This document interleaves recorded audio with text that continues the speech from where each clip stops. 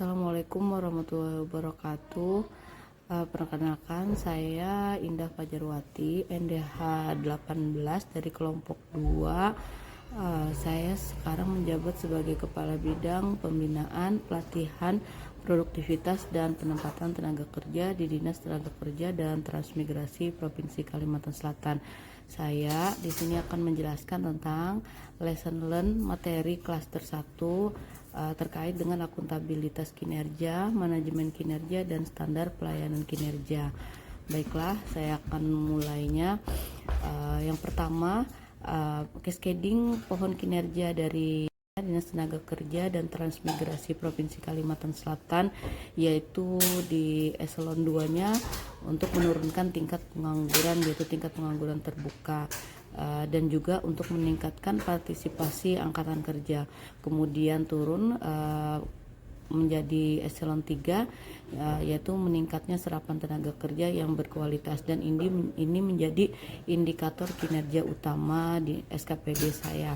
Kemudian ini akan diturunkan menjadi program penempatan tenaga kerja dan program pelatihan kerja dan produktivitas tenaga kerja, yang indikatornya yaitu persentase tenaga kerja yang ditempatkan, dan dengan prioritas pembangunan daerah yang akan menjadi acuan, yaitu Kalsel Terampil itu akan menjadi fokus Dinas Tenaga Kerja dan Transmigrasi Provinsi Kalimantan Selatan.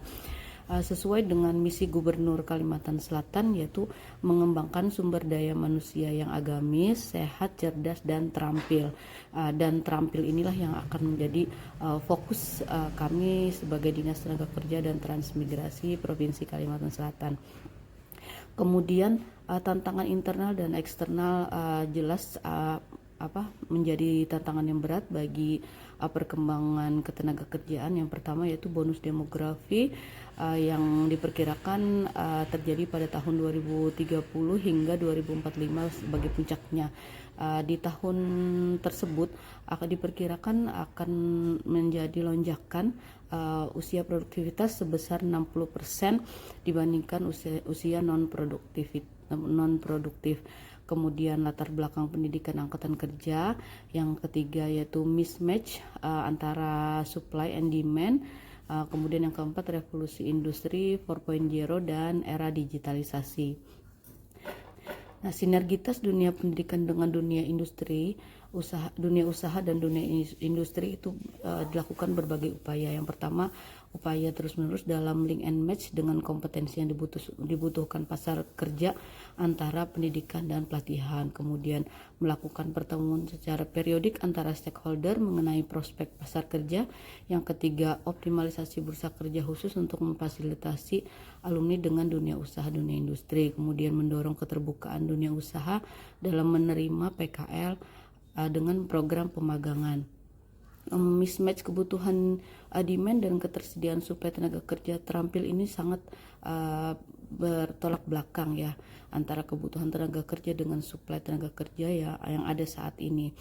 Kemudian manajemen kinerja pemerintah dari perspektif proses produksi, yaitu aplikasi kalselsiapkerja.com. Nah, ini berangkat dari kondisi sosial ekonomi masyarakat, yaitu tingginya tingkat pengangguran terbuka, kemudian adanya proyeksi pembangunan karena adanya bonus demografi, dan Kalsel menjadi gerbang IKN, Kalsel Babu Salam. Kemudian dituangkan dalam tujuan untuk meningkatkan serapan tenaga kerja yang berkualitas.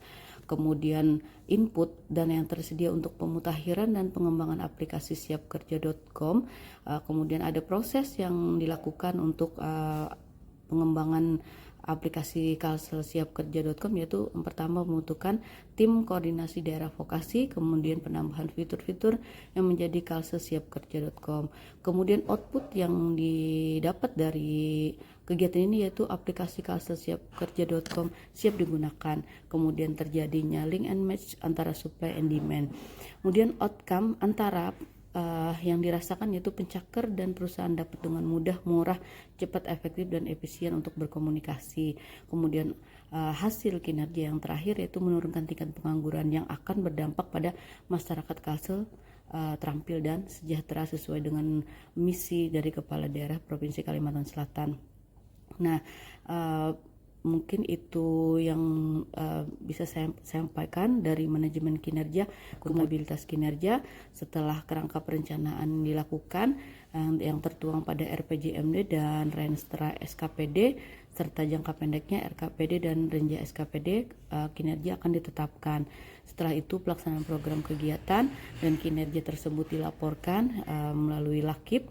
Kemudian kinerja itu direview melalui review Lakip. Kemudian standar kinerja pelayanan yang dilakukan yaitu pelayanan terhadap pencari kerja atau supply itu data pencari kerja, kemudian pelayanan terhadap perusahaan itu demand berupa data wajib lapor lowongan kerja yang tertuang pada skalselsiapkerja.com. Nah, untuk menilai apakah kinerja pelayanan kita itu memuaskan atau tidak, maka kami menyiapkan salah satu alat untuk survei ini, yaitu survei tingkat kepuasan di menu kritik dan saran. Nah, ini adalah aplikasi Siap Kerja itu yang mempunyai menu, ada skill hub-nya, sertifikasi hub-nya, karir hub, dan bis hub. Mungkin itu saja yang dapat kami sampaikan. Terima kasih. Wassalamualaikum warahmatullahi wabarakatuh.